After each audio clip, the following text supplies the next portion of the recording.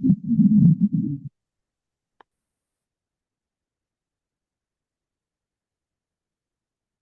Friends, అందరికీ శుభోదయం.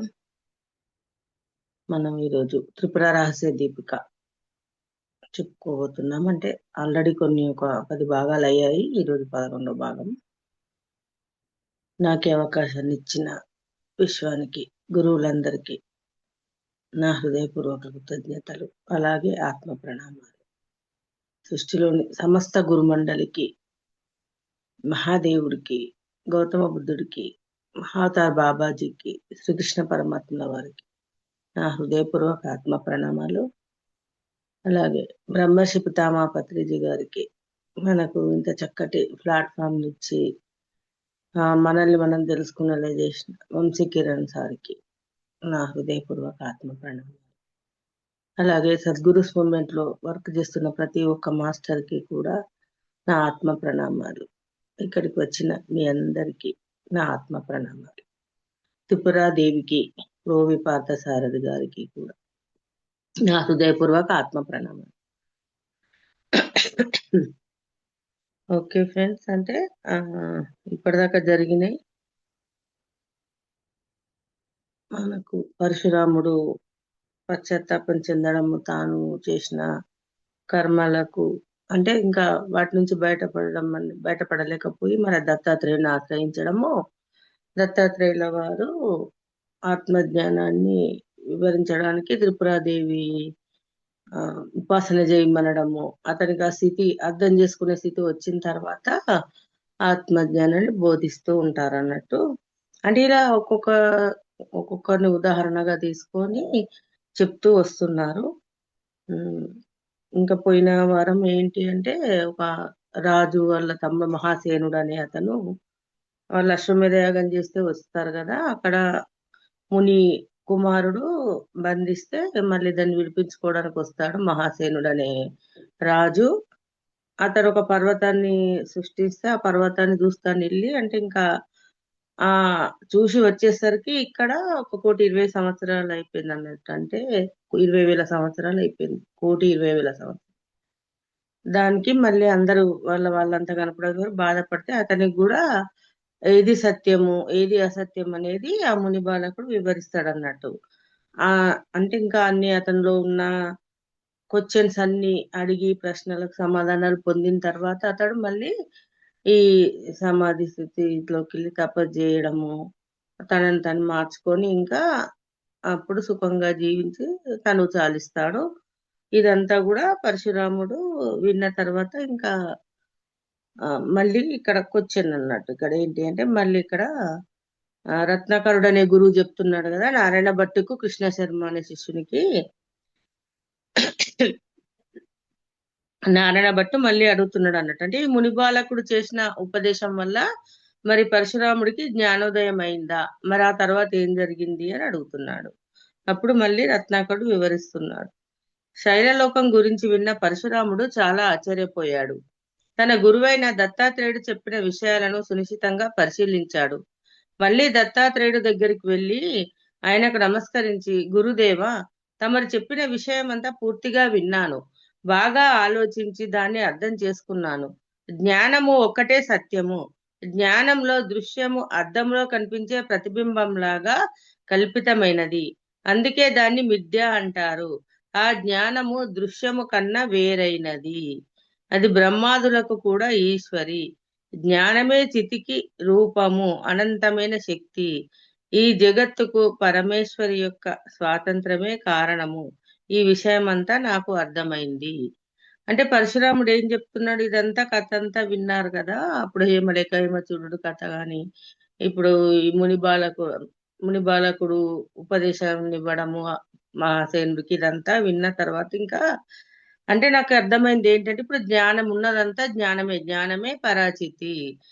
అంటే ఇప్పుడు జ్ఞానం ఏంటి, మనకు అద్దంలో ఒక ఎదురుగా ఏదైనా వస్తువు పెట్టినా మనం నిలబడ్డా కనిపిస్తది, మనం అక్కడి నుంచి వెళ్ళిపోతే అప్పుడు కనిపించదు కదా. అదే విధంగా ఈ జ్ఞానము దృశ్యము కన్నా వేరేనది. అంటే చూసేదాన్ని దృశ్యం అని చెప్తున్నాము, కానీ జ్ఞానాన్ని ప్రతి క్షణము ఉంటది జ్ఞానం అనేది. పరాచితి ఎప్పుడు విరాజిల్లుతూనే ప్రకాశిస్తూనే ఉంటుంది కదా. జ్ఞానము దృశ్యము కాదు, దృశ్యము కన్నా వేరైనదని నాకు ఇప్పుడు అర్థమైంది. అదే విధంగా ఇది అందరికి, బ్రహ్మాదులకు కూడా అందరికి ఇది ఈశ్వర రూపమే, ఇది ఈశ్వరి అని చెప్పి నాకు అది కూడా అర్థమైంది. ఇదే అనంతమైన శక్తి, జ్ఞానమే చితికి అనంతమైన శక్తి అనేది కూడా అర్థమైంది అని. ఇంకా ఏం చెప్తున్నాడంటే, అంటే మరి ఈ జగత్ అంతా ఎలా నిర్మించింది ఆ పరమేశ్వరి యొక్క స్వాతంత్రం అంటే, అక్కడ ఒక భావన రావడము, ఆ పరమేశ్వరికి సృష్టించాలని, జగత్తును సృష్టించాలని, సృష్టించడం అనేది జరిగింది అనేది కూడా ఇప్పుడు నాకు అర్థమైంది. అయితే ఇక మళ్ళీ ఏమడుగుతున్నంటే, జ్ఞేయం లేని కేవల జ్ఞానం ఒకటే ఉన్నది అనే విషయం నాకు అర్థం కాలేదు. జ్ఞేయము అనేది ఎప్పుడు భాషిస్తూనే ఉంటుంది కదా. జ్ఞేయము అనగా తెలుసుకోదగిన, జ్ఞానము అంటే తెలియబడినది ఏ విధంగా ఉంటుంది అంటే, ఇప్పుడు జ్ఞానము అంటే మనం ఏదైనా విషయాలు విన్నప్పుడు కొన్ని చూడండి, చిన్న పిల్లాడి దగ్గర నుంచి కూడా ఉదాహరణకి ఇప్పుడు చిన్న పిల్లాడు తెలియకుండా ఒక వేడి నీళ్ళలో గాని, ఒక చాయ్‌లో గాని చెయ్యి పెడతాడు. చెయ్యి కాలితే వెంబడే వెనక్కి తీసుకుంటాడు చెయ్యిని. అంటే ఈ విధంగా ఇప్పుడు జ్ఞానం అనేది కొన్ని అనుభవాల ద్వారా నేర్చుకుంటాము. క్లాసులు వినడం ద్వారా నేర్చుకుంటాము. వేరొకరి అనుభవాల ద్వారా గూడా ఓహో! పలానా ఆవిడకి అయ్యో! ఇలా ఉంటే ఇలా జరిగింది గదా! అని. ఇప్పుడు మరి చిన్న పిల్లాడు నడుస్తూ ఉంటాడు. నడుస్తూ ఉంటే పడుతూ ఉంటాడు. వాడికి ఎదురుగా అడ్డం ఏముంది గూడా జూసుకోడు. అదే విధంగా ఇప్పుడు ఎంతోమంది రోడ్ల మీద ఎళ్తూ ఉంటారు. మరి యాక్సిడెంట్లు అంటే పలానా అంటే దానికేంది, ఇప్పుడు హెల్మెట్ పెట్టుకుంటే దీందుకు మంచిది అనే జ్ఞానం అనేది వచ్చింది గదా. దాని ద్వారా హెల్మెట్లు తయారు జేయడము, పడ్డా గూడా ఆ మెదడుకి ఏం దెబ్బలు తగలకుండా ఉండాలనే ఉద్దేశ్యం కదా. అంటే ఇలా ఒకదాని నుంచి ఒకటి ఈ జ్ఞానం అనేది నేర్చుకుంటూనే ఉంటాం. ఇప్పుడు జ్ఞేయము అంటే తెలుసుకోదగినది. జ్ఞేయం అనగా తెలుసుకోదగినది. అయితే మరి జ్ఞానం అంటే తెలియబడింది. ఇవి 2 గూడా విడివిడిగా ఉంటుందంటున్నారు గదా. నాకు ఇది గ్రహించడానికి సాధ్యం కావట్లేదు. అంటే దానివల్ల ప్రయోజనం ఏంటి? అంటే ఈ జ్ఞానమేమో తెలియబడిందంటే మన అనుభవాల ద్వారా తెలుస్తుంది. వినడం ద్వారా, చూడడం ద్వారా, అన్నిటి ద్వారా మనం గ్రహిస్తున్నాము. మరి జ్ఞేయము తెలుసుకోదగిందని మళ్ళీ విడిగా చెప్తున్నారు గదా. జ్ఞేయం అంటే గూడా ఎప్పుడు ప్రకాశం భాషిస్తూనే ఉంటుంది గదా. ఇంకా దీన్ని నాకు అర్థం చేసుకోవడానికి వీలు గావట్లేదు. గ్రహించడానికి మరి సాధ్యం అవ్వట్లేదు. మరి దాన్ని తెలుసుకుంటే ప్రయోజనం ఏంటి? దాన్ని తెలుసుకోవడం వల్ల ప్రయోజనం ఏంటి అని అడుగుతున్నాడు. అజ్ఞానం పురుషార్థ సాధకం ఎలా అవుతుంది? అజ్ఞానం పురుషార్థ సాధకం. పురుషార్థం అంటే మరేంటి, మనం ధర్మము, అర్థము, కామము, మోక్షము అని చెప్పుకుంటాం. అంటే ధర్మం అంటే నీతి నియమాలతో కూడిన జీవనం, సామాజిక అంటే మన హైందవ మతం, ఇప్పుడు ఇండియాలో హైందవ మతము. అదే విధంగా మన వంశం నుంచి మన సాంప్రదాయాలు ఇవన్నిట్లో మనం జీవిస్తూ ఉన్నాం. సంఘానికి, సమాజానికి వ్యతిరేకంగా వెళ్ళకుండా ధర్మంలో ఉండడం. అర్థం అంటే ఈ భౌతిక ప్రపంచానికి సంబంధించి సిరి సంపదలు, కీర్తి ప్రతిష్టలు ఇవన్నీ. కామం అంటే మరి కోరికలు. కోరికలు, శారీరక సుఖాలు, ఇంద్రియ సుఖాలు ఇవన్నీ. మోక్షం అంటే ఎప్పుడు మోక్షం కావాలి అనుకుంటే జన్మ రాహిత్యం పొందడము. దానికి అనుగుణంగా మన ప్రవర్తన ఉండడము, మనల్ని మనం మార్చుకోవడము. దాని ద్వారా మనం మోక్షాన్ని పొందుతాం. అయితే మోక్షానికి సాధనం కానటువంటి సాధనం కూడా బంధహేతువే అవుతుంది కదా. అయితే మరి అజ్ఞానం అనేది పురుషార్థ సాధకం కాదు. అదే విధంగా మోక్షానికి సాధనం కూడా కాదు అజ్ఞానం అనేది. మరప్పుడు బంధహేతువు అవుతుంది కదా, మనకు అడ్డుపడుతుంది కదా అని క్వశ్చన్ చేస్తున్నాడు. పురుషార్థ స్వరూపమైన మోక్ష స్వరూపం ఏమిటి? మరి అసలు పురుషార్థ స్వరూపమైన మోక్ష స్వరూపం అంటే ఏంటి? జ్ఞానం కలిగిన తర్వాత కూడా జీవించి ఉన్నవాడిని జీవన్ముక్తుడు అన్నారు కదా. అటువంటి వాడు దైనందిన కార్యక్రమాలు ఏ విధంగా నిర్వహిస్తాడు? అజ్ఞానంలో ఉన్నాడు. జ్ఞానం తెలుసుకున్నాడు. జ్ఞానం తెలిసిన తర్వాత మరి జీవించి ఉన్నంత కాలం అతడు ఇవన్నిటి నుంచి బయటపడ్డాడు. ఈ బంధాల నుంచి, దుఃఖాల నుంచి జీవన్ముక్తుడయ్యాడని చెప్తారు. మరి జ్ఞానం పొందినాక కూడా మళ్ళీ దైనందిన కార్యక్రమాలు ఎలా నిర్వహిస్తాడు అని క్వశ్చన్ చేస్తున్నాడు పరశురాముడు. చాలా మంది జ్ఞానులు లోక వ్యవహారాలు నడుపుతూనే ఉన్నారు కదా. ఇక్కడ వ్యవహారం అంటే వికల్ప జ్ఞానము. జ్ఞానం అనేది ఒక్కటే, అది అద్వితీయము అంటారు కదా. జ్ఞానం ఒకటే అయినప్పుడు జ్ఞేయం అనేకం ఎలా అవుతుంది? శుద్ధ జ్ఞానం ఒకటే ఉన్నప్పుడు వేద స్వరూపమైన వికల్ప జ్ఞానం ఎలా ఉంటుంది? అంటే మరి అందరూ ఒక్కొక్కరు వాళ్ళకు తగిన విధంగా లోక వ్యవహారాలు చేస్తూనే ఉంటారు. అంటే కుటుంబానికి సంబంధించింది కానీ, వ్యాపారానికి సంబంధించి కానీ, ఆ రకరకాల వ్యాపారాలు చేయడము, డబ్బు సంపాదన కోసము, అదే విధంగా వాళ్ళ కుటుంబాన్ని అందరూ ఒకేలాగా వాళ్ళ లోపల గుణాలు కానీ, ప్రవర్తన కానీ ఒకేలాగా ఉండదు కదా. ఎవరికి వీలైన వాళ్ళ స్థితిని బట్టి వాళ్ళు అలా నడుపుతూనే ఉంటారు. లోక వ్యవహారాలు నడుపుతూనే ఉంటారు. అయితే మరి ఇక్కడ వ్యవహారం అంటే వికల్ప జ్ఞానము. జ్ఞానం అనేది ఒక్కటే, అది అద్వితీయం అంటారు కదా అని అడుగుతున్నాడు. అంటే మరి వికల్ప జ్ఞానము అన్నప్పుడు ఒకటి సరి అయింది అని మనము తెలుసుకుంటాము. తెలుసుకున్నాక మళ్ళీ ఏంది, మళ్ళీ మన లోపల వికల్పం వస్తది. ఇది కరెక్టా కాదా? ఇది ఈ పని ఇలా చేస్తే సరిగా అయితదా? అంటే ఇలా వెంబడే మనకు వికల్పం అనేది వస్తుంది గదా. మరి జ్ఞానం ఒకటి, జ్ఞేయం అనేకం ఎలా అవుతుంది? అంటే మరి ఇంకా తెలుసుకోదగినవి చాలా ఉన్నాయి గదా. జ్ఞేయము అంటే తెలుసుకోదగినవని చెప్పారు. మరి జ్ఞానం అంటే తెలియబడినది. మన అనుభవం ద్వారా గాని, మన చెవుల ద్వారా వినడం ద్వారా ఇవన్నీ తెలుసుకుంటున్నాం. ఇంకా తెలుసుకోబడినవి ఇంకా ఉన్నాయి. చాలా ఉన్నాయి. అనేకం ఉన్నాయి. జ్ఞేయం అనేది ఇంకా అనేకం ఉన్నాయి. శుద్ధ జ్ఞానం ఒకటే ఉన్నప్పుడు మరి భేద స్వరూపమైన వికల్ప జ్ఞానం ఎలా ఉంటుంది? అంటే మరి అందరూ ఈ జ్ఞానం అంతా ఒకటే పరాచితి, ఒకటే చితి పరాచితి అంటేనే జ్ఞానం అని చెప్తున్నారు. మరి జ్ఞానం అంతా ఒకటే అయితే మళ్ళీ దీనిలో భేదాలు ఎందుకు వస్తున్నాయి? మళ్ళీ ఇప్పుడు వికల్ప జ్ఞానం అంటే భేదమే కదా, విభేదమే కదా. అందుకే భేదాలు ఎందుకు వస్తున్నాయని మళ్ళీ అడుగుతున్నాడు అన్నట్టు. ఏకము అనేకము అనేవి పరస్పర విరుద్ధాలు కదా. మరి అంతా ఒకటే అన్నప్పుడు ఏకత్వంలో ఉంటుంది. మళ్ళీ విడివిడిగా మళ్ళీ నేను వేరు నువ్వు వేరు అన్నప్పుడు మళ్ళీ విడివిడిగా అయిపోతుంది. అదే విధంగా జ్ఞానం అంతా ఒకటే, కానీ మళ్ళీ జ్ఞేయం అనేకం ఉంది. జ్ఞేయం తెలుసుకోబోదగినవి చాలా ఉన్నాయని చెప్తున్నారు కదా, మళ్ళీ ఇవి విడివిడిగా చూస్తున్నారు కదా అని అడుగుతున్నాడు.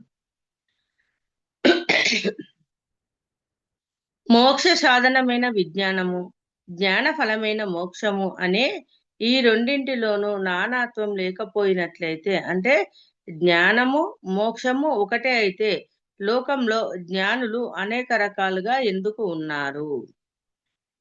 అంటే ఇప్పుడు మోక్ష సాధన, మోక్షం పొందాలి అంటే జ్ఞానం తెలుసుకోవాలి. విజ్ఞానం అంటే జ్ఞానం తెలుసుకొని ఆచరిస్తే దాన్ని అనుభవపూర్వకంగా తెలుసుకుంటూ ఉంటాడు. మరి జ్ఞాన ఫలము ఆ నేర్చుకోవడం వల్ల, విజ్ఞానాన్ని పొందడం వల్ల మోక్షానికి అర్హులం అవుతాము.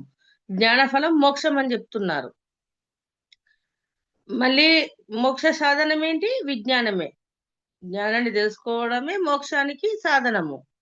దాని ద్వారా ఆ జ్ఞానఫలం మోక్షము. అయితే ఈ రెండింటిలో కూడా నానాత్వం లేకపోయినట్లు, అంటే జ్ఞానము మోక్షము ఒకటే అయితే మరి రెండు ఒకటేనా? మళ్ళీ రెండు కూడా, అంటే నువ్వు మోక్షాన్ని పొందాలంటే జ్ఞానాన్ని పొందాలి, దాని ఫలితమే మోక్షము అని చెప్తున్నారు కదా. మరి ఇంకా ఎందుకు మరి జ్ఞానులు అనేక రకాలుగా ఎందుకున్నారు? మరి లోకంలో అంతా ఒకటే అంటున్నారు, అన్ని ఒకటే అంటున్నారు, మరి మళ్ళీ రకరకాలుగా ఎందుకున్నారని మళ్ళీ క్వశ్చన్ చేస్తున్నాడు. ఏ ఏ కాలాలలో ఏ ఏ కర్మలు చేయాలని శాస్త్రాలు చెబుతున్నాయో జ్ఞానులు ఆయా కాలాలలో ఆయా కర్మలను చేస్తున్నారు.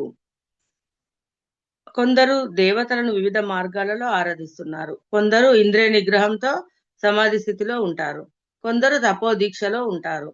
కొందరు ఇంద్రియాలను నిగ్రహించి వ్రతాలు ఆచరిస్తూ ఉంటారు. కొందరు తమ శిష్యులకు బోధిస్తుంటారు. కొందరు రాజ్యాన్ని పాలిస్తూ ఉంటారు. కొందరు సభలలో వాదిస్తూ ఉంటారు. కొందరు గ్రంథాలు వాస్తుంటారు. కొందరు లోకనింద్యములైన పనులు చేస్తూ ఉంటారు. వీరందరినీ జ్ఞానులనే అంటున్నాము. అంటే మరి శాస్త్రాల ద్వారా విని మరి అంటే మనం ఏంటి, మనకి ఎవరు చెప్పారు చిన్నప్పటి నుంచి? అంటే ఉదయం లేవగానే ఈ పనులు చేసుకోవాలి, సాయంత్రం అయితే ఈ పనులు చేయాలి. అంటే కాలాన్ని బట్టి ఆ సమయాన్ని బట్టి పని చేయడం అనేది ఆ శాస్త్రాల ద్వారా వచ్చింది. అంటే ఒకరి నుంచి ఒకరు మన పెద్దవాళ్ళు చెప్పింది మనం వింటున్నాము, అదే విధంగా మనం మన పిల్లలకు నేర్పిస్తున్నాము. ఇలా మరి జ్ఞానులంతా కూడా ఆ కాలాన్ని అనుసరించి కర్మలు చేస్తూ ఉన్నారు కదా. ఆ అదే విధంగా కొందరేమో ఇప్పుడు దేవతారాధన, కొందరేమో తపస్సు చేస్తూ ఉంటారు, కొందరేమో మరి ఆ ఇప్పుడు అయ్యప్ప మాల వేసుకుంటారు అనుకోండి. అయ్యప్ప మాల వేసుకుంటే ఏం చేస్తారు? ఇంద్రియ నిగ్రహము, బ్రహ్మచర్యంలో ఉండడము, భోజనం కానివ్వండి, శయనం కానివ్వండి, అంటే మరి బెడ్లు పరుపులు లేకుండా కింద పడుకుంటే ఇలా రకరకాలుగా చేస్తూ ఉంటారు కదా.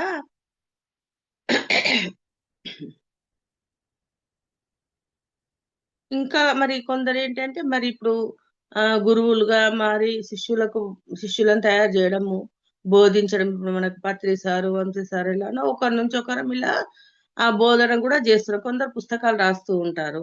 ఇలా రకరకాలుగా ఉన్నారు. కొందరు ఇంకా ఆ లోక నిందలు చేసే పనులే చేస్తూ ఉంటారు. అంటే రాక్షస గుణం. అంటే మంచి చేయకుండా అందరికి హాని చేయడము, దాని ద్వారా పలానా వాడు ఇలా క్రూరుడు, మూర్ఖుడు అని మనం చెప్పుకుంటూ ఉంటాం కదా. మరి అందరినీ కూడా మళ్ళీ జ్ఞానులనే అంటున్నారు. ఇట్లా రకరకాలుగా ఉన్న లోకుల్ని కూడా అందరిని కూడా జ్ఞానులనే అంటున్నారు. ఈ రకంగా అనేక రకాలుగా ఉన్నటువంటి వీరి జ్ఞానిత్వం ఒకటేనా?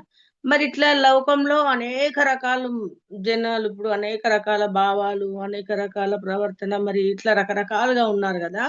వీళ్ళ లోపలున్న జ్ఞానిత్వం అంటే ప్రతి ఒక్కరిలోనూ జ్ఞానం ఉంటుంది. మరి అది ఒకటేనా?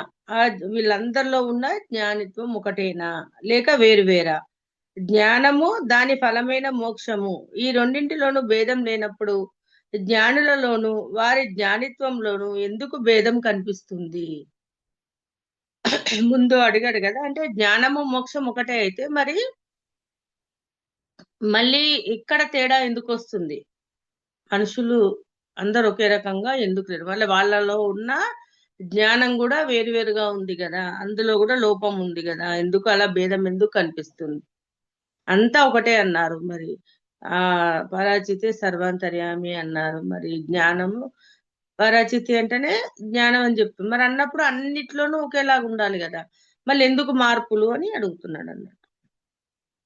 ఎవరి జ్ఞానం వారిదే, ఎవరి ముక్తి వారిదే అయినప్పుడు జ్ఞానము మోక్ష స్వరూపము ఒకటే అనడంలో అర్థం లేదు.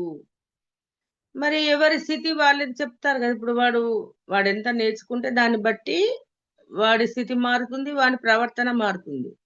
మరి ఎవరి వాస్తవానికి వాళ్ళే సృష్టికర్తలని చెప్తున్నారు. మరి ఎవరి జ్ఞానం వాళ్ళదే, మళ్ళీ వాళ్ళ ముక్తి ఎవరు? అంటే ఆ జ్ఞానం ద్వారా, జ్ఞానాన్ని పొందడం ద్వారా ముక్తి ముక్తి అనేది లభిస్తుందని చెప్తూ ఉన్నారు కదా. మరి అంతా ఒకటే అయినప్పుడు మళ్ళీ ఎందుకు ఇంకా విడివిడిగా ఎందుకు? ఇంక ఇవన్నీ నాకున్న అనుమానాలు. మరి అలాంటప్పుడు జ్ఞానము మోక్ష స్వరూపం ఒకటే అనడంలో అర్థం లేదు కదా అని పరశురాముడు అడుగుతున్నాడు అన్నట్టు. ఇవన్నీ నాకున్న అనుమానాలు, వీటిని తీర్చవలసింది అని ప్రార్థించాడు.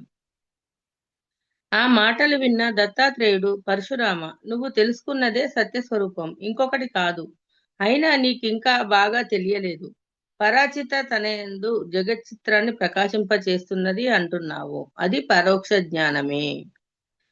అయితే మరి దత్తాత్రేయుడు ఏం చెప్తున్నాడు? ఇప్పటిదాకా నువ్వు ఏదైతే విన్నావో, ఏదైతే తెలుసుకున్నావో అదే సత్యం, అదే సత్య స్వరూపం. అయితే నీకు ఇంకా అర్థం కాలేదు. ఇప్పటిదాకా నువ్వు విన్నదంతా కూడా ఇప్పుడు పరచిత్త తన యందు, అంటే ఈ జగత్తు యొక్క చిత్రాన్ని ప్రకాశింపజేస్తున్నది నువ్వే అంటున్నావు కదా.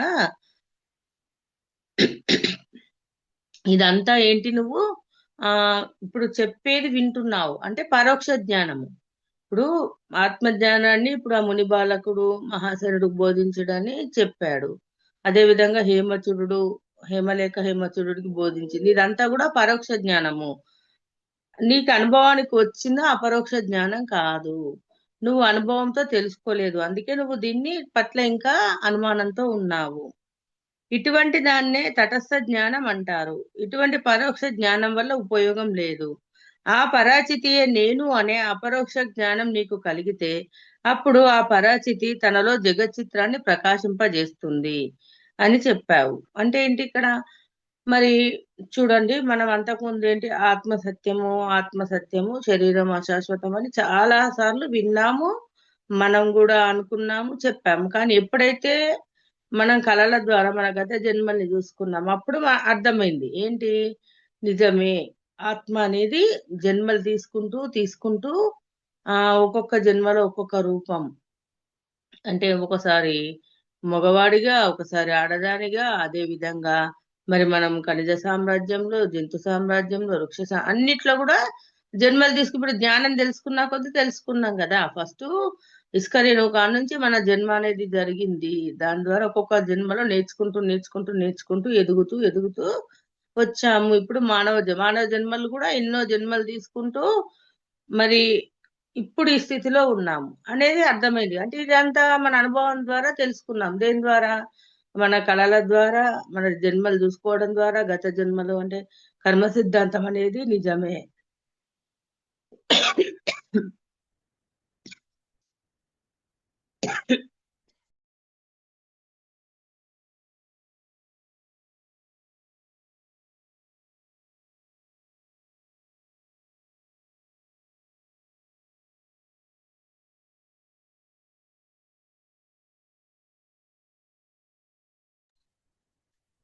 అంటే కర్మ సిద్ధాంతం నిజమే, పునర్జన్మ సిద్ధాంతం అనేది నిజమే అని తెలుసుకున్నాం. దేని ద్వారా? అనుభవం ద్వారా. ఇప్పుడు అంతకుముందు వేరే వాళ్ళు చెప్పడం వినడం వేరు, మన అనుభవం ద్వారా తెలుసుకోవడం వేరు. అదే ఇక్కడ కూడా పరశురాముడికి అందుకే నువ్వు అనుభవపూర్వకంగా తెలుసుకోలేదు కాబట్టి ఇంకా నీకు దాని పట్ల ఆ అనుమానం ఉంది, సందేహం ఉంది అని చెప్తున్నాడు. అయితే ఇదంతా దీన్ని ఏమంటారంటే తటస్థ జ్ఞానం అంటారు. తటస్థ జ్ఞానం అంటారు. ఇది కళలో పెద్ద నిధి దొరికినా దాని వల్ల ప్రయోజనం ఏమీ లేదు. అంటే ఈ తటస్థ జ్ఞానం ఎట్లా అంటే స్వప్న జ్ఞానం లాంటి. ఇప్పుడు కళలో ఒక పెద్ద నిధి దొరికింది అనుకోండి, కానీ భౌతికంగా మళ్ళీ బాహ్యంగా మనం లేచిన తర్వాత మనకు ఆ నిధి దక్కదు కదా. అదే విధంగా ఇప్పుడు నువ్వు ఇదంతా విని తెలుసుకున్నావు, కానీ ఇదంతా కూడా నీకు ఆ పరోక్ష జ్ఞానమే, ప్రత్యక్ష జ్ఞానం కాదు. దీనివల్ల ప్రయోజనం లేదు. అయితే దీనికి ఉదాహరణగా కూడా ఒక కథ చెబుతాను విను అని ఉమ్, అష్టావక్రుడు ఆత్మదర్శనం అని అష్టావక్రుడి కథ చెప్తున్నారు. గురువు గారు, పరశురాముడు చాలా మంచి ప్రశ్న వేశాడు. జ్ఞానం అనేది రకరకాలుగా ఉండదు, అలాగే మోక్షం కూడా. మరి దీనికి దత్తాత్రేయుడు ఏం సమాధానం చెప్పాడు అన్నాడు. కృష్ణ శర్మ మళ్ళీ ఇక్కడ గురువుని అడుగుతారు. అంటే చూడండి, ఒకరి ద్వారా ఒకరు. పరశురాముడికి దత్తాత్రేయుడు చెప్పడం ఆ విషయము, రత్నాకరుడు అనే గురువు ఆ ఇద్దరు శిష్యులకి, అంటే మనకు మళ్ళీ ఆ వాళ్ళ ద్వారా మనకి ఇక్కడ ఈ పుస్తక రూపంలో మనకు అందించబడింది. పూర్వకాలంలో విదేహ దేశాన్ని జనక మహారాజు పాలిస్తూ ఉండేవాడు. అతడు చాలా ధర్మపరుడు, ఆధ్యాత్మికవేత్త, మహాజ్ఞాని, తత్వం బాగా తెలిసినవాడు. అతడు యజ్ఞయాగాలు, క్రతువులు మొదలైనవి అనేకం చేసి వయోవృద్ధులను, జ్ఞానవృద్ధులను, కళాకారులను, పండితులను అనేక మందిని సన్మానించాడు. మనకు తెలుసు కదా, జనక మహారాజు అంటే సీతామాత తండ్రి. అంటే విదేహ దేశాన్ని పాలించేవాడు. అతడు చాలా ధర్మపాలన చేశాడు అన్నట్టు. ధర్మపాలన చేశాడు. అదే విధంగా ఆధ్యాత్మికవేత్త, చాలా జ్ఞానవంతుడు, మహాజ్ఞాని అతను. అంటే ఆత్మతత్వం కూడా బాగా తెలుసుకొని, అంటే ఇంకా తను అప్పుడు కాలంలో ఉన్నట్టుగా యజ్ఞయాగాలు ఇలాంటి క్రతువులు ఎన్నో చేసి కూడా చాలా మందిని, కళాకారులను గాని అంటే ఒక్కొక్క వాళ్ళకు ఎవరికి ఏ సహాయం అవసరమైతే వయోవృద్ధులను కూడా వాళ్ళకు చేరదీసి వాళ్ళకు ఆశ్రమాలు నిర్మించడము. అదే విధంగా ఆ జ్ఞాన వృద్ధులు అంటే జ్ఞానంలో పండిపోయిన వాళ్ళు. జ్ఞానంలో పండిపోయిన వాళ్ళు పండితులు, కళాకారులు అనేక మంది ఉంటారు కదా. వాళ్ళందరినీ కూడా సన్మానించాడు అని చెప్తున్నారు. ఒకసారి జనక మహారాజు ఒక గొప్ప యాగం తలపెట్టాడు. ఆ యాగానికి దేశంలో ఉన్న పండితులు, తపస్సంపన్నులు, కళాకారులు, జ్ఞానులు అంతా వచ్చారు. అదే సమయంలో వరుణుడు కూడా ఒక యాగం ప్రారంభించి అందరినీ ఆహ్వానించాడు. పండితులు అందరూ జనకుడి యాగానికే వెళ్లారు, కానీ వరుణుని యాగానికి ఎవరూ పోలేదు. తన యాగానికి పండితులు ఎవరు రానందుకు చాలా విచారించాడు వరుణుడు. అంటే జనక మహారాజు ఒక యాగం తలపెట్టాడట. అదే సమయంలో వరుణుడు కూడా వరుణుడు అంటే మనకు వరుణదేవుడు అని చెప్తాం కదా. వరుణుడు కూడా యాగం మొదలు పెట్టాడు అన్నట్టు.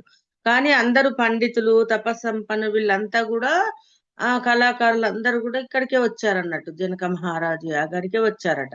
వరుణుడి యాగానికి ఎవరు వెళ్ళలేదు. వరుణుని కుమారుడు తర్కకుశలుడు చాలా గొప్ప పండితుడు.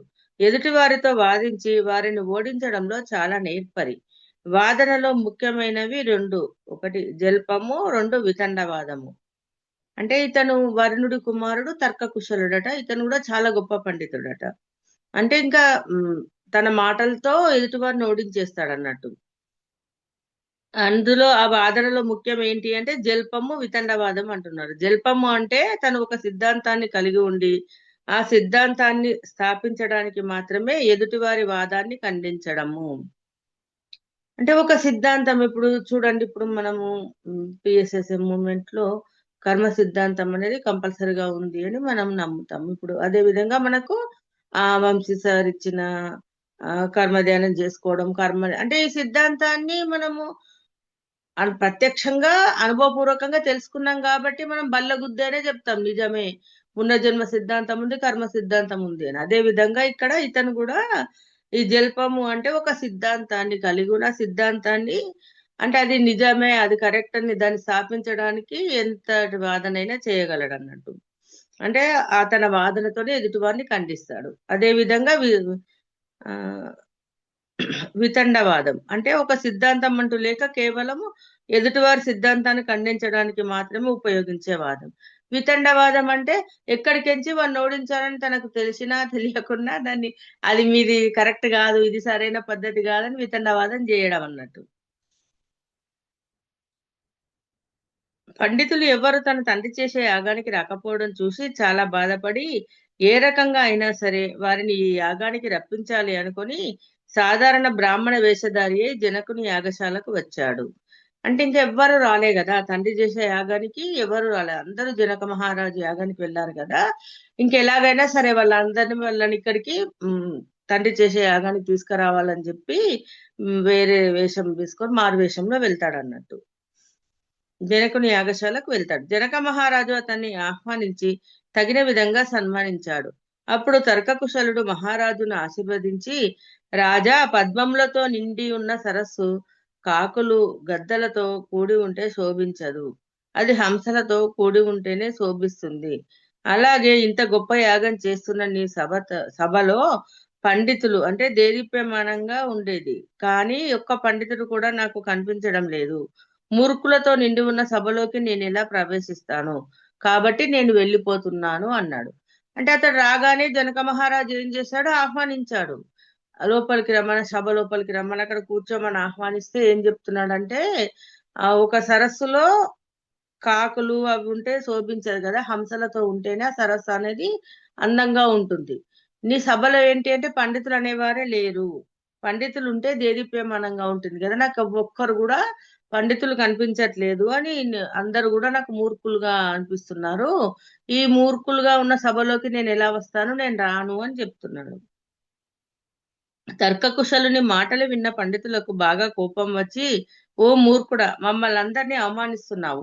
అసలు నువ్వు ఏ విద్యలో పండితుడవు, మమ్మల్ని దేనిలో జయించగలవు? లోకంలోని పండితులంతా దాదాపుగా ఇక్కడ ఉన్నారు, నువ్వు ఈ లోకాన్నే అవమానిస్తున్నావు. అంత గొప్పవాడివైతే మమ్మల్ని ఓడించు అన్నారు. అంటే మరి రాజ్యసభలో ఉన్నాడు, అందరూ వింటారు కదా, అక్కడ ఉన్న పండితులందరూ విని మేం మూర్ఖులుగా, నువ్వే మూర్ఖుడు అని చెప్పి, ఓ మూర్ఖుడా, నువ్వు మమ్మల్ని అందరిని అవమానిస్తున్నావు, అసలు నువ్వు ఏ విద్యలో పండితుడు, మాకంటే దేనిలో నువ్వు గొప్పవాడివి, నువ్వు నిరూపించుకో అని చెప్తున్నారు అన్నట్టు. అంటే మరి ఇక్కడ లోకంలోని పండితులంతా ఇక్కడే ఉన్నాము అందరము, మరి నువ్వు అందరినీ అనుమానిస్తున్నావు అన్నప్పుడు మరి ఈ లోకాన్ని అవమానిస్తున్నావు కదా, అంత గొప్పవాడు అయితే మమ్మల్ని ఓడించు అని వాళ్ళు అంటారు. ఆ మాటలు విన్న తర్కకుశలుడు వారితో, మిమ్మల్ని అందరినీ క్షణంలో ఓడిస్తాను. అయితే ఒక పందెం, వాదనలో నేను ఓడిపోతే నన్ను సముద్రంలో ముంచండి, మీరు ఓడిపోతే ఓడిన వారిని ఓడినట్టుగా సముద్రంలో ముంచి వేస్తాను. దీనికి ఇష్టమైతే నాతో వాదానికి దిగండి. అంటే అక్కడ ఏమంటాడు తర్కకుశలుడు, ఓకే, నేను మీతోని వాదిస్తాను, నేను నిరూపించుకుంటాను, మిమ్మల్ని అందరినీ క్షణంలో ఓడిస్తాను.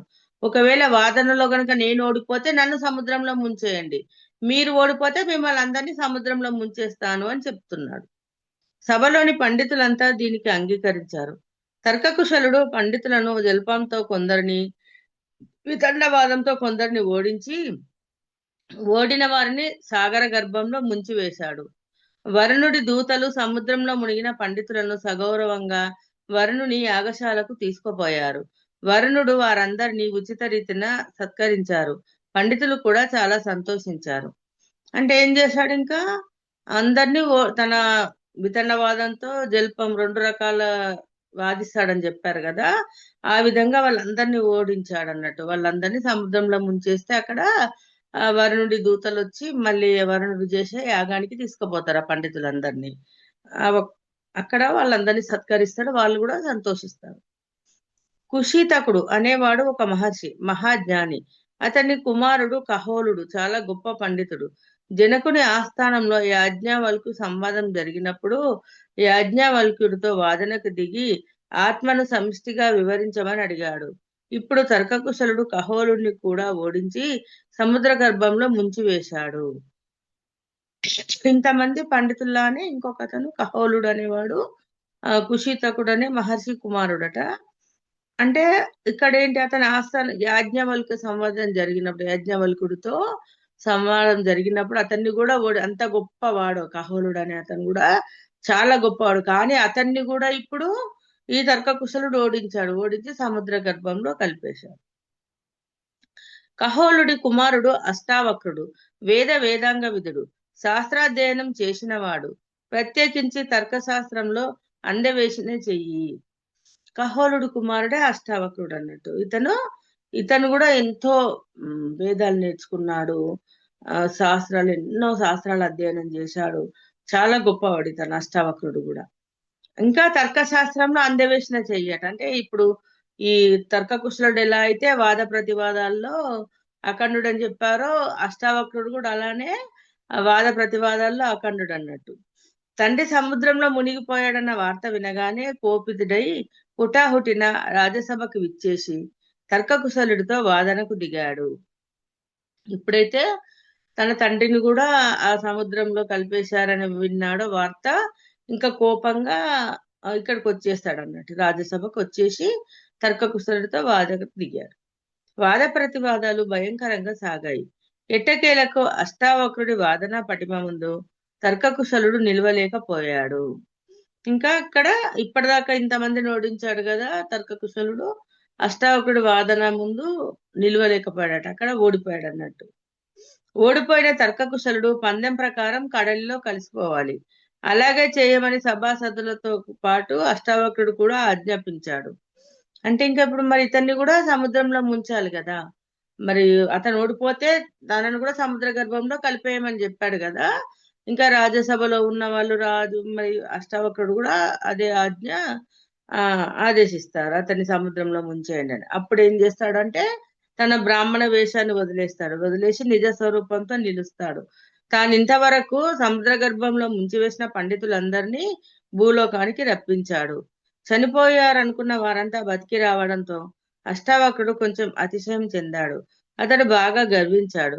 వీరంతా తన మూలంగానే బతికి బయటపడ్డారు కాబట్టి వీరందరికీ ప్రాణదాత తానే అనుకున్నాడు. అంటే ఏంటి ఇక్కడ మళ్ళీ తర్కకుశలుడు అప్పుడు తన మారువేషం తీసేసి తన ఎవరు ఏంటి అనేది తన వేషాన్ని బయట పెడతాడు. బయట పెట్టి ఎందుకొరకు అలా చేయవలసి వచ్చిందని చెప్పి అన్ని వివరించి మళ్ళీ వాళ్ళందరినీ కూడా పండితులందరినీ కూడా మళ్ళీ భూలోకానికి రప్పిస్తాడు అన్నట్టు. అయితే ఇక్కడ ఏం జరిగింది, మళ్ళీ అష్టావక్రుడికి గర్వం వచ్చేసింది. అంటే వీళ్ళందరినీ కూడా నా వల్లనే భూలోకానికి వచ్చారు, వీళ్ళందరినీ నేను ఇతన్ని ఓడించడం వల్లనే కదా అని గర్వానికి లోనయ్యాడు అతను. వీళ్ళందరికీ నేనే ప్రాణదాత అంటే అతను ఏమనుకుంటు సముద్రంలో మునిగి చనిపోతాను అనుకుంటు, కానీ అక్కడ వరుణుని యాగం కోసము తర్కకుశలుడు ఈ పని చేశాడు కదా, దాన్ని గ్రహించడం లేదు. దాంతో వారందరినీ కూడా తనకన్నా తక్కువగా చూసి అవమానించాడు. దీంతో పండితులంతా బాగా బాధపడ్డారు. గతంలో ఒకసారి అవమానం పొందాం, మళ్ళీ ఇది 2వసారి, అంతా విధిలిఖితం అని విచారిస్తున్నారు.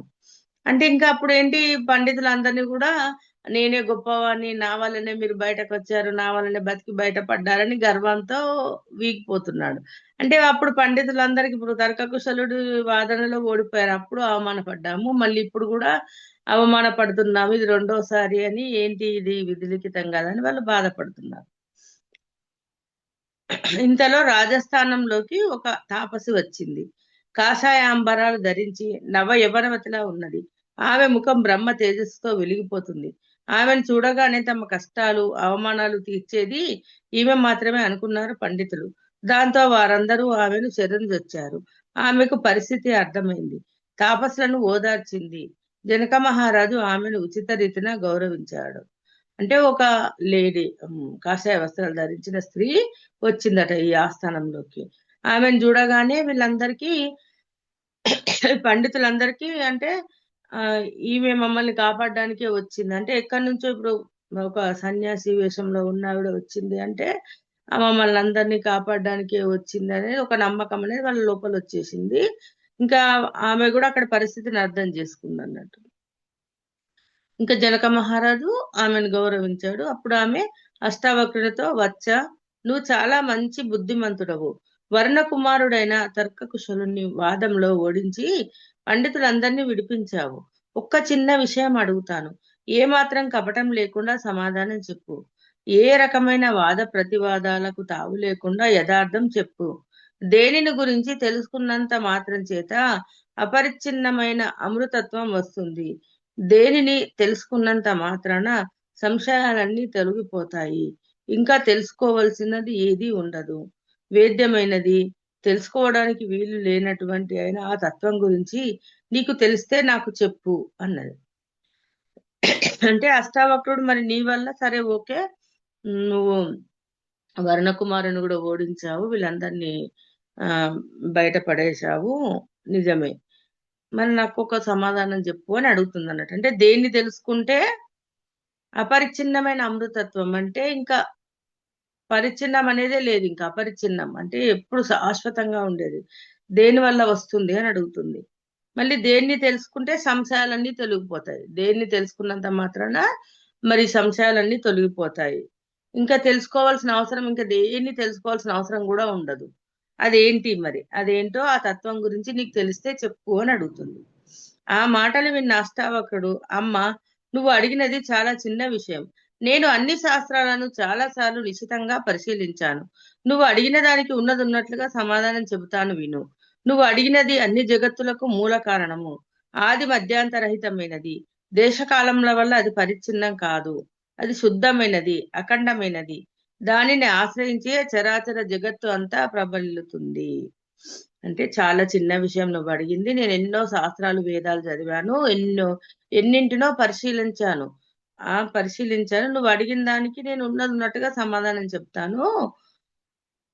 అన్ని జగత్తులకు కారమైంది, అది ఆది మధ్యాంతరహితమైంది, అంటే అది శాశ్వతమైనది అని చెప్తున్నాడు.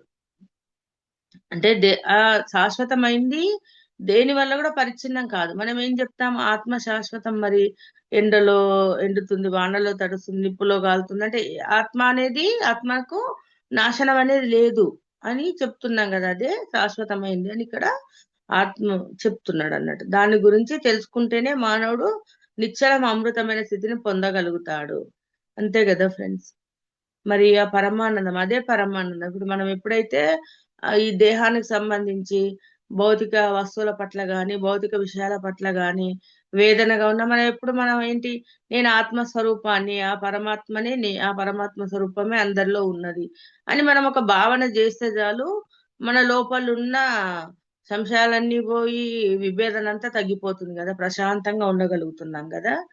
అంటే కానీ అన్ని వేళల్లో ఉండట్లేదు, కానీ మళ్ళీ మనం తెలుసుకున్న జ్ఞానం వల్ల మళ్ళీ అక్కడ ఆ ఒకవేళ విపరీతంగా మదన పడ్డ, సంఘర్షణకు లోనైనా కూడా మళ్ళీ కాసేపటికి మళ్ళీ ఎందుకు నేను ఈ సంఘర్షణకు లోనవుతున్నాను, నేను ఆత్మ కదా, ఆత్మనే శాశ్వతం కదా అని మనం అనుకుంటే చాలా ప్రశాంతంగా మనకు తయారవుతుంది కదా మన హృదయం.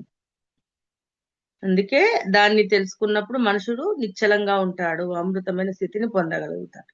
అద్దం యొక్క స్వరూపాన్ని గురించి తెలుసుకుంటే దానిలో కనిపించే ప్రతిబింబాలన్నీ తెలుస్తాయి. అలాగే ఈ పరమపదాన్ని గురించి తెలుసుకుంటే అన్ని విషయాలు తెలుస్తాయి. ఒక కోరిక అనేది ఉండదు. ఆత్మ కన్నా భిన్నంగా తెలుసుకోలేదు. అందువల్ల ఆత్మ వేద్యము లేక జ్ఞేయము కాదు. శాస్త్ర దృష్టితో పరిశీలించి ఈ విషయం చెబుతున్నాను. జ్ఞాత అనేవాడున్నప్పుడే జ్ఞేయం అనేది ఉంటుంది అన్నాడు. అంటే చూడండి, మరి ఇప్పుడు జ్ఞేయం అంటే తెలుసుకోదగింది అని చెప్పారు. ఇప్పుడు జ్ఞానం అంటే తెలియబడింది. మనకు తెలిసిన దాన్ని మనం ఆచరించి, మనము అనుభవపూర్వకంగా అవగాహన చేసుకున్నప్పుడు జ్ఞాత అనబడతాడు.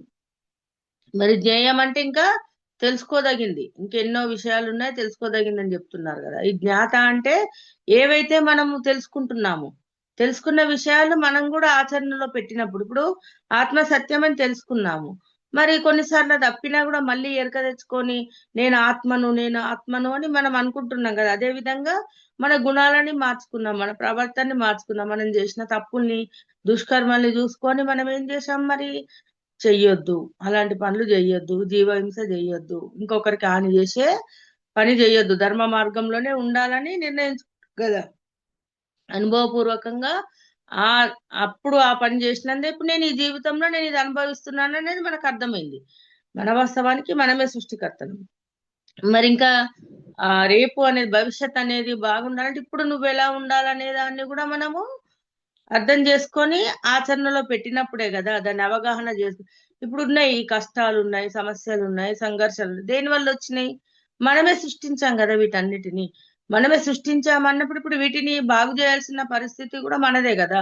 అందుకే ఇప్పుడున్న ఈ జీవితాన్ని కూడా సంతోషంగా అంగీకరించి, మన కర్తవ్యంగా భావించి, మన బాధ్యత మనం నిర్వర్తిస్తేనే ఆ కర్మల నుంచి బయటపడతాం అనేది మనం తెలుసుకున్నాం. ఇదంతా ఎవరికి? జ్ఞానం అనుభవపూర్వకంగా తెలుసుకుని అవగాహన చేసుకున్నవాడే జ్ఞాత అనబడతాడు అన్నట్టు.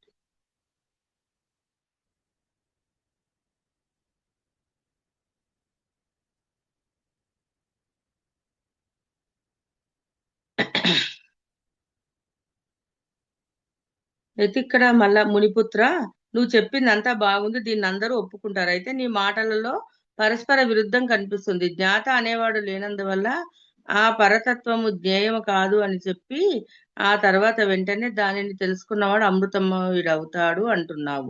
ముందు చెప్పిన మాటలకు తర్వాత చెప్పిన మాటలకు పొంతన లేదు, అవి పరస్పర విరుద్ధంగా ఉన్నాయి. ఆత్మ లేదంటావా? దాన్ని నిరూపించు. ఒకవేళ ఉన్నది అంటావా? అది తెలియదగింది కాదు అనకు.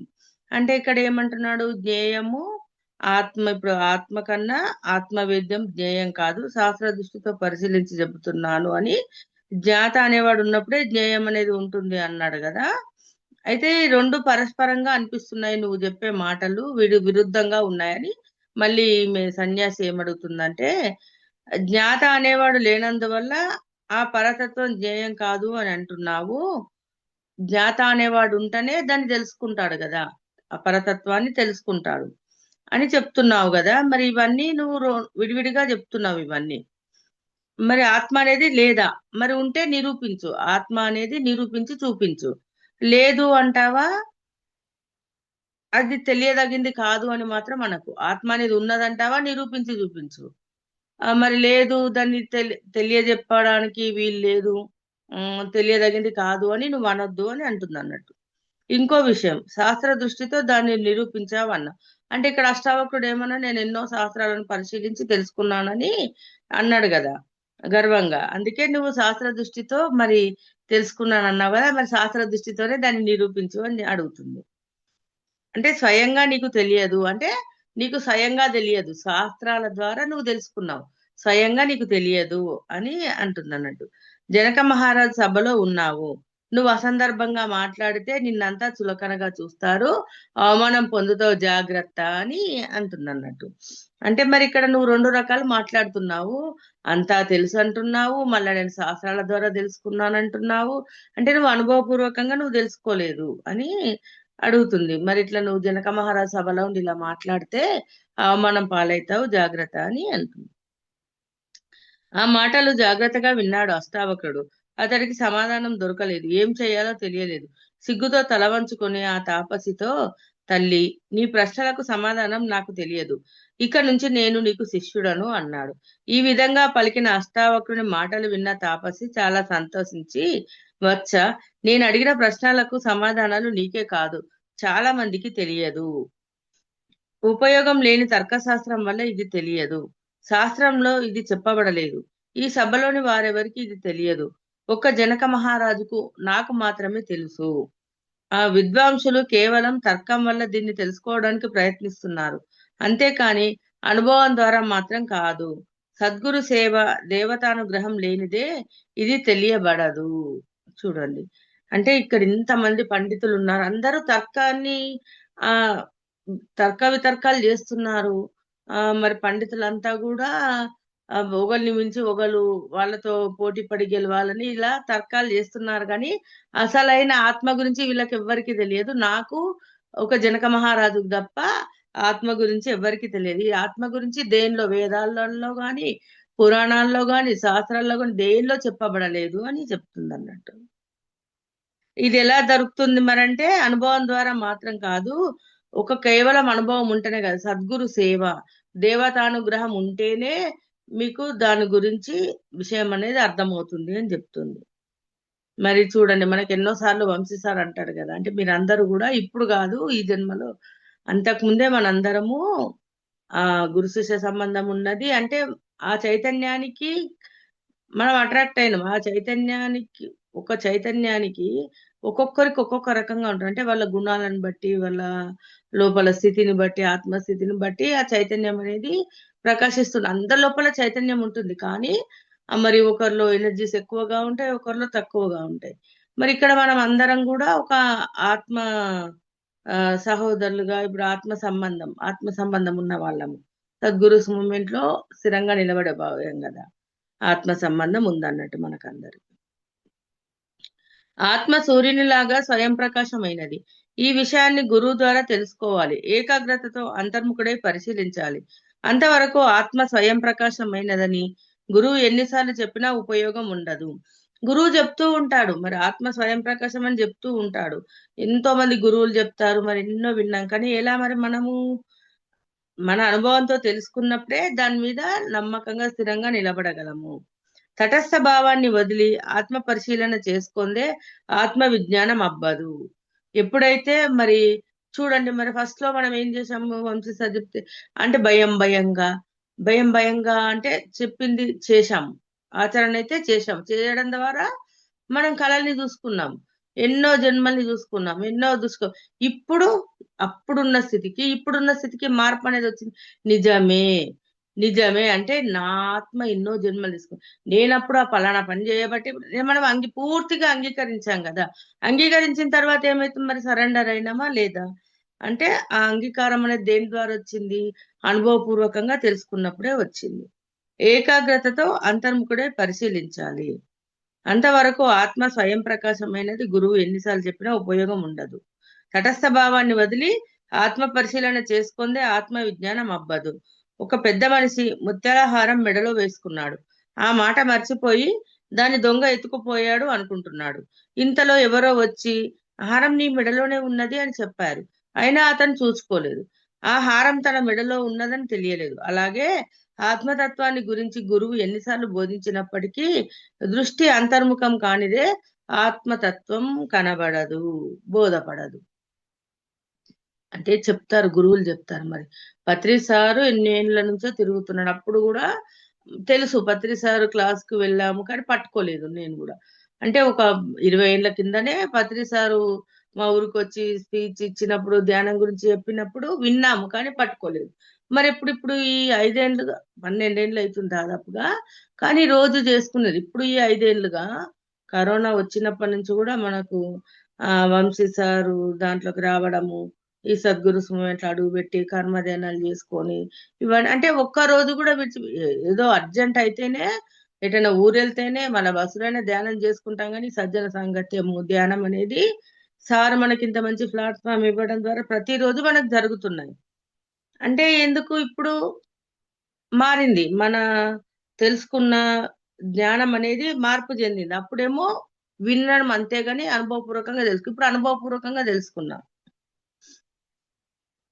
అందుకే గురువు ఎంత బోధించినా కూడా నీ దృష్టి అంతర్ముఖం అయితేనే నువ్వు తెలుసుకోగలవు.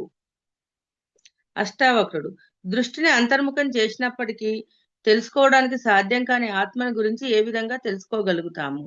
అంటే ఆత్మ అంటే తెలుసుకోవడానికి సాధ్యం కాదని చెప్తున్నారు కదా, మరి దృష్టిని అంతర్ముఖం చేస్తే ఎలా తెలుసుకుంటాము అని అడుగుతున్నాడు.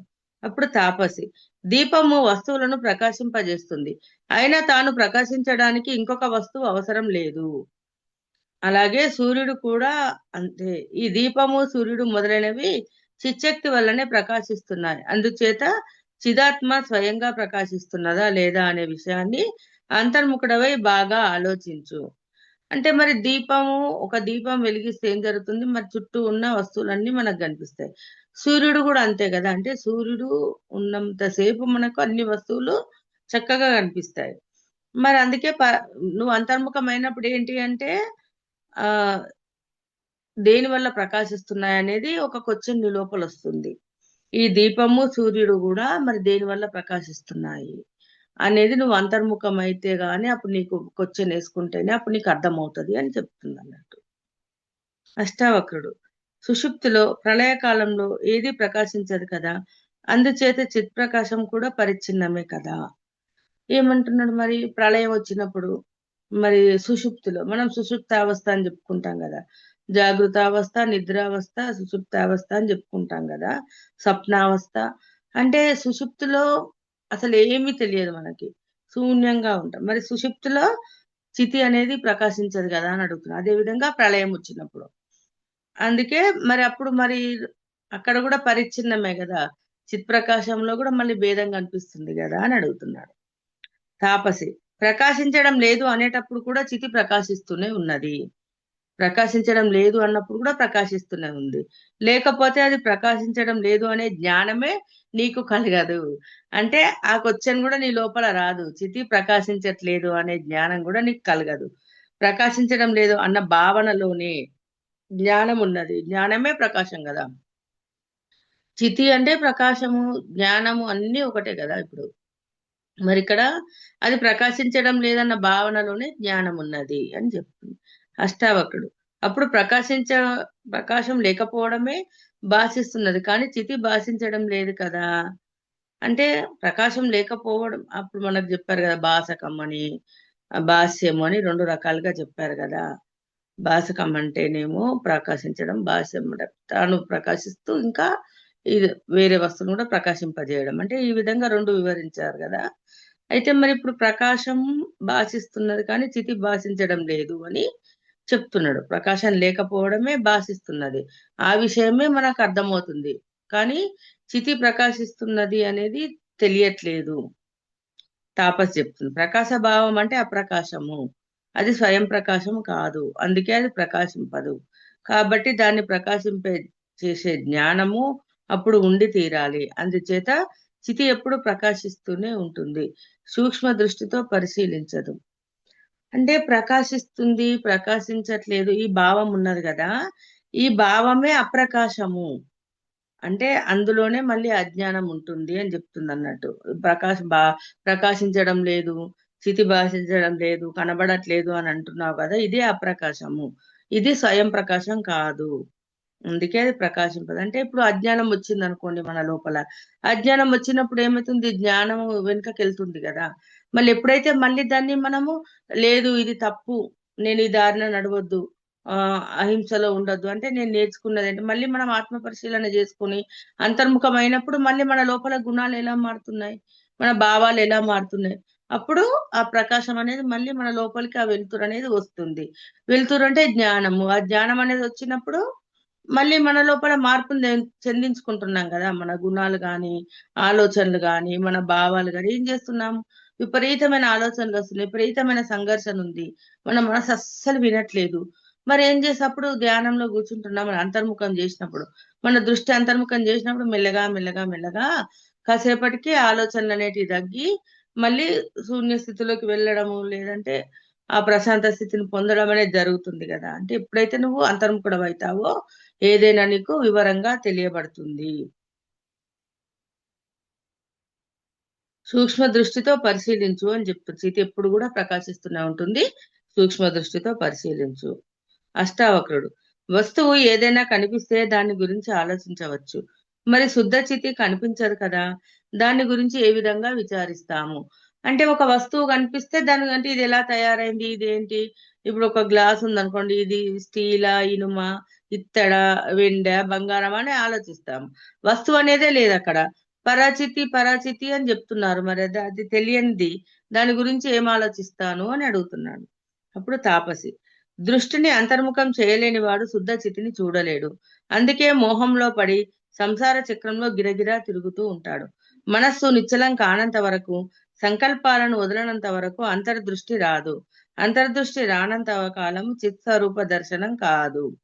ఎవరైతే మరి దృష్టిని అంతర్ముఖం చేయలేరో మరి శుద్ధ చితిని చూడలేరు. అదే విధంగా అంటే ఇంకా మనము భౌతిక సుఖాలకు, భౌతిక దేహానికి సంబంధించి వీటికే ప్రాధాన్యతనిస్తూ చూడండి. అంటే నాకు ఆరోగ్యం కావాలని సంకల్పం పెట్టుకోవడము, నాకు ఇల్లు కావాలని, డబ్బు కావాలని, నా పిల్లలు ఇలాంటి సంకల్పాలు చేస్తూ ఉంటారో వాళ్ళు ఇంకా నిశ్శబ్దంలోకి రారు. అప్పుడేంటి ఆ పరాచితిని దర్శించలేరు. వీటన్నిటిని దాటినప్పుడే అంతర్దృష్టి అనేది ఏర్పడుతుంది. అంతర్దృష్టి ద్వారా ఆ పరాచితి దర్శనం జరుగుతుంది, విశ్వరూప దర్శనం జరుగుతుంది అంటున్నా. ఘటం ఆకాశంతో నిండి ఉంటుంది. అయితే ఘటాన్ని ధ్యానంతో కూడా నింపవచ్చు. అప్పుడు ఘటంలో ఆకాశం ఉండదు. ఘటంలో నుంచి ధ్యానాన్ని కనుక తీసివేస్తే అది ఆకాశంతో నిండుతుంది. అలాగే మనసు సహజంగా శుద్ధచితితో నిండి ఉంటుంది. ఎప్పుడైతే అది సంకల్పాదులతో నిండుతుందో అప్పుడు శుద్ధచితి భాషించదు. సంకల్ప వికల్పాలను వదిలివేస్తే మళ్ళీ శుద్ధచితితో ప్రకాశిస్తుంది. అప్పుడు సస్వరూప సాక్షాత్కారం జరుగుతుంది. అంటే చితి దర్శనం కోసం ఏమీ చేయవలసిన పని లేదు. కేవలం సంకల్ప వికల్పాలను వదిలి మనసును నిశ్చలం చేస్తే చాలు. ఈ స్థితిలో ఒక్క క్షణం ఉంటే చాలు. నీకు ఆత్మ దర్శనం అవుతుంది. అదే మోక్షము. మునిపుత్ర, నీకు సర్వము వివరించాను. ఇంకా తెలుసుకోవాలంటే జనక మహారాజును అడుగు. నేను ఇక సెలవు తీసుకుంటాను అని చెప్పి తాపసి నిష్క్రమించింది అని దత్తాత్రేయుడు పరశురాముడి అనుమానం తీర్చాడు అని ఈ అధ్యాయం పూర్తి చేశారు. అంటే ఏంటి, ఇప్పుడు మనము ఈ శరీరము ఒక ఘటం అంటే ఒక పదార్థం కింద చూసుకుంటే మరి ఇది పంచభూతాలతో నిండి ఉంటుంది. మరి ఆకాశంతో ఇప్పుడు ఎప్పుడైతే మన దృష్టిని అంతర్ముఖం చేస్తామో, దృష్టిని అంతర్ముఖం చేసినప్పుడే శుద్ధ స్థితి అనేది మన లోపలికి వస్తుంది. అంటే నిశ్చల స్థితికి చేరుకున్నప్పుడు ఎప్పుడూ ఉంటుంది మన లోపల. శుద్ధ స్థితి అన్నిట్లో ఉంది కదా, లేకపోతే ఇప్పుడు ఈ దేహం ఉండదు కదా. వీళ్ళు దేహంలోంచి ఆత్మ అనేది బయటకు వెళ్ళిపోతే మరి దేహం మరణించిందని మనం ఎలా చెప్తున్నాం? అలాంటప్పుడు మరి ఆ ప్రకాశం ఉంది కదా మన లోపల. ఆత్మ అంటే శుద్ధ చితి. మరి శుద్ధ చితి ఉండబట్టికేనే కదా ఇప్పుడు మనం కదులుతున్నాం, మాట్లాడుతున్నాం, నడుస్తున్నాము అన్ని. కానీ దాన్ని గుర్తించట్లేదు కదా. కేవలం మనం ఏంటి, దేహం దేహం దేహం అని దేహానికి దాన్ని మర్చిపోతాం అసలు. దాన్ని మర్చిపోయి ఈ శరీరానికి కావాల్సిన ఆహారాలు తయారు చేసుకోవడానికి, శరీరానికి కావాల్సిన బట్టలు అంటే శరీరానికి సంబంధించి ఎక్కువ ప్రాముఖ్యతను ఇస్తాం, మళ్ళీ మర్చిపోతూ ఉంటాము. అందుకే ఎప్పుడు కూడా మన దృష్టిని అంతర్ముఖం వైపు ఉంచినప్పుడు శుద్ధచిత్ ఎప్పుడు కూడా ప్రకాశిస్తూనే ఉంటుంది. అందుకే నువ్వు ఆత్మవు ఆత్మ అనుకో అంటే ఎందుకు చెప్తారు గురువులు? అలా అనుకోవడం వల్ల దాని వైపు వెళ్తామనేది. ఆత్మని, నేను ఆత్మ పదార్థాన్ని, నేను ఆత్మను, నేను పరమాత్మ స్వరూపాన్ని ప్రతిసారి పదే పదే పదే పదే ఎందుకు అనుకోమంటారంటే దాని వల్లనన్నా ఆ భావన వల్ల మళ్ళీ నీకు ఆత్మ జ్ఞానం స్ఫురిస్తుంది, మళ్ళీ స్ఫురణకు వస్తుంది అనేది. అందుకే అలా అనుకోమంటారనట. ఇంకా అప్పుడు ఇంకా ఏమంటుంది, ఇంకా తాపసి ఇంకా ఇంకా నీకు అనుమానాలు ఉంటే ఆ జనక మహారాజుని అడిగి తెలుసుకో, ఇంకా నేను నిష్క్రమిస్తానని చెప్పి వెళ్ళిపోయింది అన్నట్టు. ఇంకా మళ్ళీ పరశురాముడి అనుమానం దత్తాత్రేయుడు ఈ విధంగా తీర్చాడు అని చెప్పాడు గురువు. ఇక్కడితో ఈ అధ్యాయం ముగిస్తాను ఫ్రెండ్స్. ఓకే, నాకు ఈ అవకాశం ఇచ్చిన విశ్వానికి, గురువులందరికీ వేల వేల కృతజ్ఞతలు. మీ అందరికీ కూడా వేల వేల కృతజ్ఞతలు. ఎవరైనా మాట్లాడతారు?